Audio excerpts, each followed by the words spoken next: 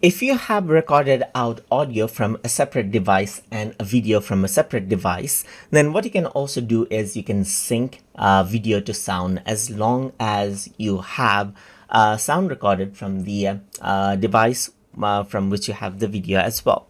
So for example, I'm going to go around and import out a video and an audio for the same. So I'm just going to go around over here and you can see that I have a video and an audio right here. So I'm just going to go around and open this out right here. Once I do that, I'm going to bring in a video right here, and then I'm going to go around and bring in audio as well.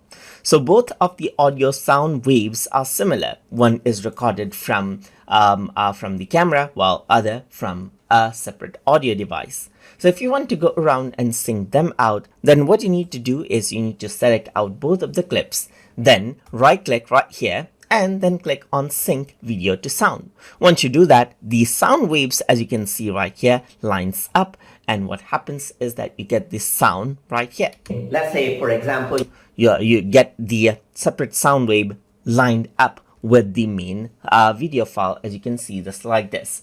And that is how you can sync video to sound. And to keep them safe, you can go around and then make them as a compound clip right here, or group them together so that they don't accidentally move apart. So that is how you can work around with sync video to sound option inside of CapCut desktop editor.